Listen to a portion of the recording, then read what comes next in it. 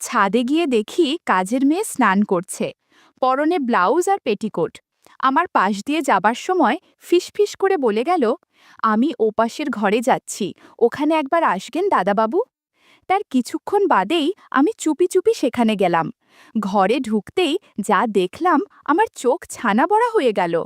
আমার নাম সুমিত, আমার বয়স 40 বছর। আমি একটি প্রাইভেট প্রতিষ্ঠানে ম্যানেজারের পদে চাকরি করি। আমার বেতন প্রায় ভালোই ছিল। আমি বিবাহ করেছি, প্রায় 10 বছর হতে চলল। আমার বিয়ে 10 বছর হলেও আমার কোনো সন্তান হয়নি।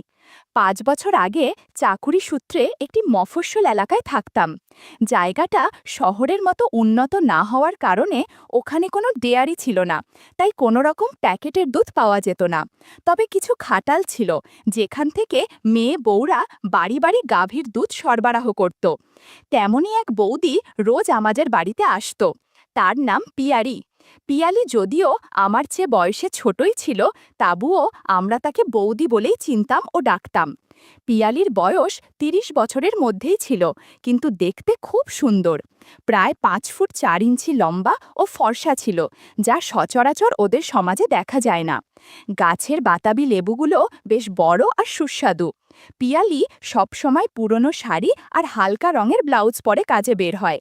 ও যখন কলস আর বালতি নিয়ে রাস্তা দিয়ে হেঁটে যায়, তখন পাড়ার সবাই তাকিয়ে থাকে। পিয়ালির প্রতি সবার একটা টান আছে।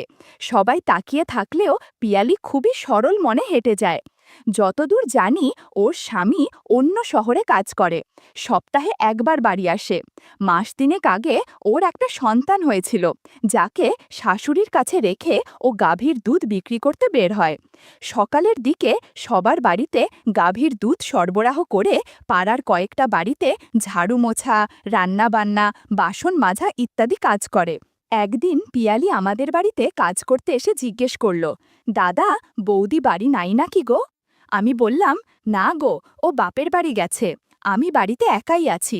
পিয়ালি বলল, দাদা, আমি সারাক্ষণ কাজ করে খুব ক্লান্ত হয়ে পড়েছি। তুমি যদি কিছু মনে না করো, আমি কি তোমার ঘরে একটু বিশ্রাম করতে পারি? ওর কথা শুনে মনে মনে বললাম, এই তো সুযোগ, এটার অপেক্ষায় ছিলাম। এতে পিয়ালির সাথে কিছু সময় গল্প করা যাবে। আমি বললাম, বৌদি, তুমি কি বলছো? এটা তো তোমারই বাড়ি, তুমি ঘরে এসে পাখার তলায় যতক্ষণ ইচ্ছে বিশ্রাম করো। পিয়ালি আমার ঘরে পাখার তলায় মাটিতেই বসে পড়ল। আমি বললাম, না না বৌদি, তুমি সোফায় হেলান দিয়ে বিশ্রাম করো। পিয়ালি বসতে চাইছিল, তবুও আমি জোর করে ওকে সোফায় বসালাম। পিয়ালির শাড়ি অগোছালো হয়েছিল, পাখার বাতাসে বারবার উঠছিল, কিন্তু সেদিকে ওর খেয়াল ছিল না। ও শুধু পাখার বাতাস নিচ্ছে, আর আমি ওর সামনের সোফায় বসে আছি। পিয়ালি বলল, দাদা, কি দেখছো, কিছু বলবে নাকি? আমি বললাম, না মানে, তুমি সারাদিন কত কাজ করো তাই ভাবছি। ও বলল, কি আর করার দাদাবাবু, কাজ করেই আমার সংসার চলে। স্বামী ভবঘুরে টাইপের, কোনো রকম কাজকর্ম করে আমার টাকাই ঘুরে বেড়ায়। রাতে লাল পানি খেয়ে দেরিতে বাড়ি ফেরে, একটুও সময় দেয় না। কোনো রকমে চলছে দিনকাল। আমি জিজ্ঞাসা করলাম, এই পাড়ায় আর কার কার বাড়িতে কাজ করো বৌদি? ওই যে তোমাদের বাড়ির 5 বাড়ি পরে সেনবাবুর বাড়ি আছে না, ওই তো তার বাড়িতে কাজ করি। বুড়োর বউ গত হয়েছে 2 সপ্তাহ হলো। আমি যখন কাপড় কাচি, তখন বুড়ো মাঝে মাঝে আমার দিকে তাকিয়ে থাকে। অনেকটা অস্বস্তির সাথে কাপড় মেলে দিতে হয় রোদে, কিন্তু আমার কিছু করার নেই, কারণ বুড়ো বেশি টাকা দেয়। ভবঘুরে স্বামীকে চালাতে হয়, তাই কিছু করার নেই, সব সহ্য করতে হয় মুখ বুঝে। বুড়োর ছেলে মেয়ে দুটোই দিল্লি মুম্বাই থাকে, আর বুড়ো রিটায়ার্ড করে বাড়িতে থাকে আর সারা দিন বসে থাকে। এই বুড়ো মাঝে মধ্যে কী সব সিনেমা দেখে বলার মতো না। আমার তো কাজ করার সময় কেমন যেন অনুভূতি হয় ওই সব সিনেমা দেখলে। আমি না বুঝার ভান করে বললাম, কোন সিনেমা? বৌদি বলল, হায় ভগবান, এখন আপনাকেও বোঝাতে হবে নাকি কোন সিনেমা? পরে বুঝিয়ে বলবো, এখন যাই গে, অনেক কাজ আছে। পিয়ালি কাজ করতে চলে গেল, আর আমি বাইক ওয়াশ করতে উঠানে চলে গেলাম। বাইক ওয়াশ করতে করতে বেলা বেজে গেল 12:30। ভাবলাম, ঘরে পিয়ালি হয়তো ঝাড়ু মোছা করছে, তাই ছাদে গিয়ে একটু রিফ্রেশমেন্ট করা যাক। সিঁড়ি দিয়ে উঠে ছাদের মেন দরজার কাছে যেতেই পানি পড়ার শব্দ পেলাম। ভাবলাম, ব্যাপার কি, পানি পড়ছে কোথা থেকে? মোটর তো ছাড়া নেই, কোথাও লিকেজ টিকেজ হলো নাকি আবার? বিষয়টা দেখার জন্য পানির ট্যাঙ্কির কাছে যাব, এমন সময় যা দেখলাম তাতে আমার চোখ ছানা বড়া। দেখি পিয়ালি স্নান করছে, পরনে ব্লাউজ আর পেটিকোট, শাড়ি ছাদের দড়িতে রাখা। আমি আরেকটু কাছে যেতেই আমাকে খেয়াল করলো এবং চমকে গিয়ে নিজেকে আড়াল করলো। আমি বললাম, কি যে করিস না তোরা, বাথরুম থাকতে কেউ ছাদে স্নান করে নাকি? আমার রুমের সাথে অ্যাটাচড বাথরুম আছে, সেখানেও যেতে পারতি। পিয়ালি বলল, আসলে দাদাবাবু, অনেক গরম পড়েছে, তাই ভাবলাম ছাদে এসে স্নান সেরে একবারে বাড়িতে যাব। পিয়ালি কথা বলছিল, আমি গাছের বাতাবি লেবু দেখছিলাম। কি যে মহা মুশকিলে পড়ে গেলাম বুঝতে পারলাম না। তাড়াতাড়ি কর বলে নিচে চলে গেলাম স্নান করতে। আমি যথারীতি স্নান করছি, ছাদের কথা ভাবতে ভাবতে খেয়ালই করিনি যে আমি দরজাটা লক করতে ভুলে গেছি। স্নান করার মাঝে শাওয়ার অফ করে পিয়ালিকে কল্পনা করছিলাম। তখন হঠাৎ পিয়ালি বালতি রাখার জন্য আমার বাথরুমে চলে আসে। কি একটা অবস্থা! এমন সময় চলে আসায় আমি হচকিয়ে গেলাম। এদিকে পিয়ালি দ্রুততার সাথে বলল, আসলে আমি এই বালতিটা রাখতে এসেছিলাম দাদাবাবু। আর কোনো কথা না বলে সোজা বাইরে চলে গেল। আমি তাড়াতাড়ি স্নান শেষ করে বের হলাম। ড্রেস আপ করে পিয়ালিকে ডাক দিলাম। পিয়ালি আসলো। তাকিয়ে দেখি ও কিছুটা হাসছে। আমি বললাম, হাসছ কেন?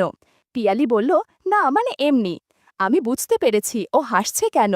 আমি বললাম, একটু আগে ছাদে তোমাকে দেখেছিলাম, সেটা শোধ নিলে বুঝি? তোমার মনে কোনো কিছু হচ্ছে নাকি?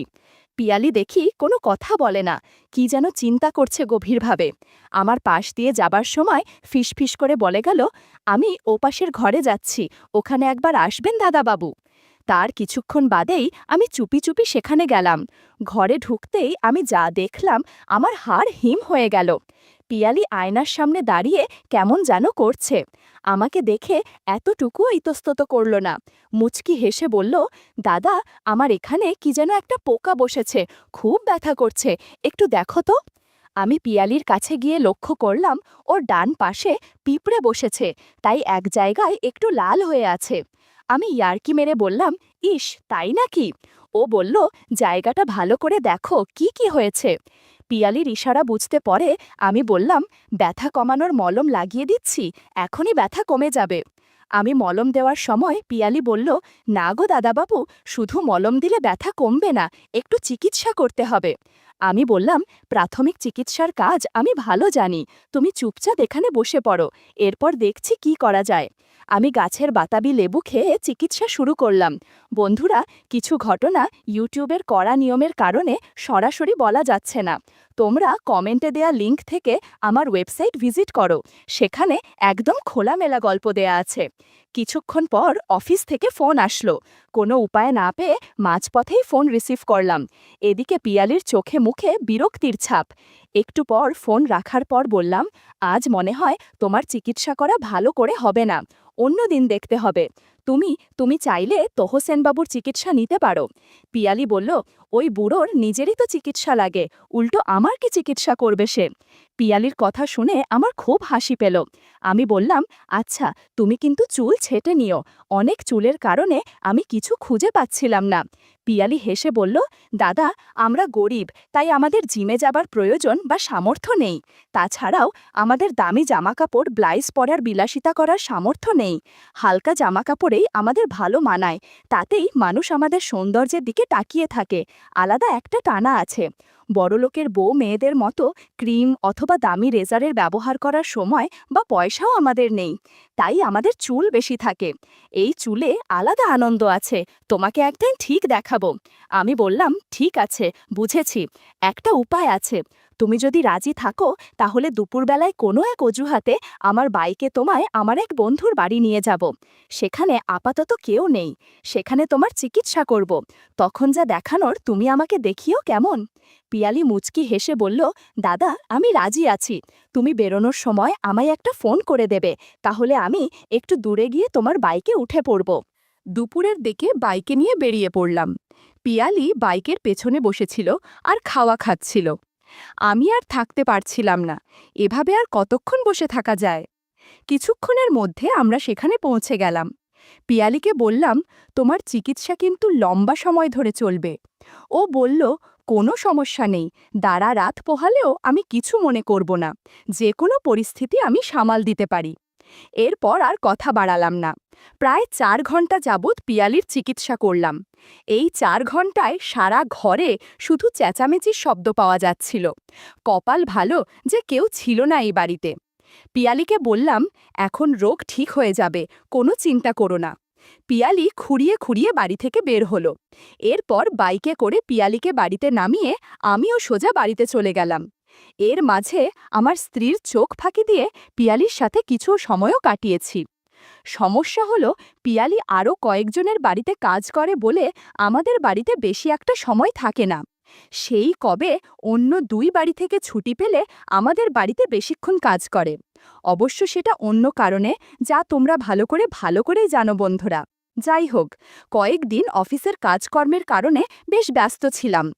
আগামী 2 দিন পরাপর সরকারি ছুটি পেয়েছি বলে খুব খুশি খুশি লাগছিল। অফিস থেকে বাড়িতে ফিরে এক নতুন মাঝবয়সী সুন্দরী বেশ স্বাস্থ্যবান মহিলাকে দেখে জিজ্ঞাসা করলাম, এ কে? বউ উত্তর দিল যে কাজের সন্ধানে এসেছিল, কাজের মানুষ লাগবে নাকি জানতে। কোথাও কেউ নেই, আগে এক বাড়িতে কাজ করত, তারা এখান থেকে চলে গেছে। এখন ও যাবে কোথায়, তাই বলেছি থাক এখানে। সাথে সাথে আমার মন খারাপ হয়ে গেল। জিজ্ঞাসা করলাম, তাহলে পিয়ালির কি হবে? ও তো এখানে কাজ করে। বউ বলল, পিয়ালি তো আমাদের বাড়িতে শুধু গাভীর দুধ সরবরাহ করে আর ঘর ঝাড়ু মোছা দেয়। তাই নতুন করে ওকে রেখেছি যাতে জামা কাপড় ধোয়া আর বাসন মাজায় সাহায্য করতে পারে। মনে মনে ভাবলাম, আরে ব্যাস, তাহলে তো ঘরে 2টো সূর্য উদয় হলো। এখন নতুন করে ওর সাথে বন্ধুত্ব করতে হবে। পিয়ালির থেকেও কম সুন্দরী না নতুন কাজের মেয়ে। আমি বললাম, যা ভালো বুঝো করো, তবে ওর ব্লাউজটা দেখেছো? যে বাড়িতে আগে কাজ করত তারা কি এইভাবেই রেখেছে? একটা ব্লাউজও কিনে দেয়নি? অন্তত তোমার একটাই দাও ওকে। বউ বলল, দেখেছি, কিন্তু আমার ব্লাউজও লাগবে না। দেখি কাল বাজারে গেলে একটা এনে দিব। জিজ্ঞাসা করলাম, এত কিছু শুনলাম, ওর নামটাই জানা হলো না, তাই এর নাম কি? বউ বলল, চম্পা। কথা চলাকালীন হাত মুখ ধুয়ে কাপড় বদলে খেতে বসেছি। চম্পা এমন সময় এসে জিজ্ঞাসা করল, বৌদি, ছাদের কাপড়গুলি নিয়ে আসি?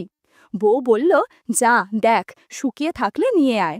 তখন একটু ভালো করে দেখলাম, বয়স একটু বেশি হলেও একসময় সুন্দরীই ছিল।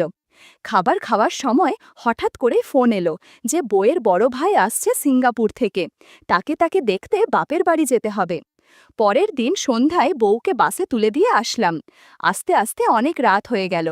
চম্পা জিজ্ঞাসা করল, বাবু এত দেরি করে ফিরলেন যে? আমি বললাম, হ্যাঁ বলিস না, রাস্তায় অনেক জ্যাম, তাই হেঁটেই চলে এসেছি। চম্পা বলল, যান, আপনি হাত মুখ ধুয়ে আসেন, আমি ভাত তরকারি গরম করি। সিগারেট জ্বালিয়ে টিভির সামনে খাওয়া দাওয়া শেষ করে একটু বসলাম। সোফার হাতলে হেলান দিয়ে একটু কাত হয়ে টিভি দেখছি। একটা বাংলা সিনেমা চলছে। চম্পাকে বললাম, আমার পা মালিশ করব দিতে? সারা দিনের ক্লান্তির পর পায়ে মালিশ করার কারণে ঘুম ঘুম পাচ্ছে। এপাশ ওপাশ করতে করতে এরই মধ্যে পরনের কারণ কিছুটা অগোছালো হয়ে গেল। ঘরে কোনো লাইট নেই। পাশের ঘরে যেখানে খাবার টেবিল, ওখানে লাইট জ্বলছে, তার থেকে আলো আসছে। চোখ মিটমিট করে দেখি চম্পা জাদুর লাঠির দিকে তাকিয়ে আছে, পা মালিশ করার দিকে খেয়াল নেই তেমন। সুযোগ বুঝে বললাম, এখন এই জায়গায় মালিশ কর। কথা শুনে কেমন হচকিয়ে গেল। কিছুক্ষণ নীরবতার পর আবারও বললাম, কি হলো, চুপ করে আসিস কেন? আমার কথা শুনে চম্পা বলল, এইটা আবার কেমনে মালিশ করে? বললাম, দাঁড়া, আমি শিখিয়ে দিচ্ছি। আমি সোফা থেকে উঠে ফ্লোরে কার্পেটের ওপর ওর পাশে গিয়ে বসলাম। তারপর একে একে সব শিখিয়ে দিলাম। 50 মিনিটের মতো ওকে সব শিখিয়ে বললাম, কি রে, সব বুঝেছিস তো? এখন কেমন লাগছে? ও বলল, খুব ভালো দাদাবাবু, আপনি তাড়াতাড়ি আশীর্বাদের প্রসাদ দিয়ে দিন। 5 মিনিট পর আশীর্বাদের প্রসাদ দিলাম। আমু ফিস করে জিজ্ঞাসা করলাম, এই গুপ্তবিদ্যার কথা কাউকে বলিস না, তুই না বললে অনেক বকশিস পাবি। আরও জিজ্ঞাসা করলাম, আগে যে বাড়িতে কাজ করতি সে বাড়ির কেউ বকশিস দেয়নি? চম্পা বলল, রোজ না হইলেও 2 বা 3 দিন পর পরই বকশিস দিত। আগের বাড়ির বৌদি খুব কড়া, আপনার বউয়ের মতো নরম স্বভাবের না। তবে ওই বৌদি চাকরি করে, যখন বাড়িতে উনি থাকতো না, তখন বাবুমশাই অনেক আশীর্বাদ করত, প্রসাদ খাইয়ে দিত। একদিন বউকে লুকিয়ে আমায় একটা দামি ব্লাউজ আর পেটিকোট উপহার দিয়েছিল। কাজের মাঝে যদি এরকম উপহার পেয়ে আমার খুবই ভালো লাগছিল। ও পাড়ার গৌতম, নতুন বিয়ে করেছে, বউ বেশ সুন্দরী। বেটা সব সময় নতুন বউয়ের সেবা যত্ন করত, আদর করত। বেচারি নতুন বউ আমার সামনে লজ্জা পাচ্ছে, কিন্তু গৌতম ওর বারণ কিছুতেই শুনছে না। সারা মাস খাটাখাটুনি করার পর যা রোজগার করতাম তার চেয়ে অনেক বেশি টাকা 2-3 দিনের মধ্যেই রোজগার করে ফেললাম। কয়েকদিন বাদে দেখলাম গৌতমের বউ বাপের বাড়ি গেছে। ইচ্ছে করে বললাম, তোমার নতুন বউ তো বাপের বাড়ি গেছে, সেজন্য এখন তোমার অসুবিধা হচ্ছে না? গৌতম বলল, অসুবিধা তো হচ্ছেই, একা আর ভালো লাগছে না। কি যে করি মাসি, তুমিই বলো।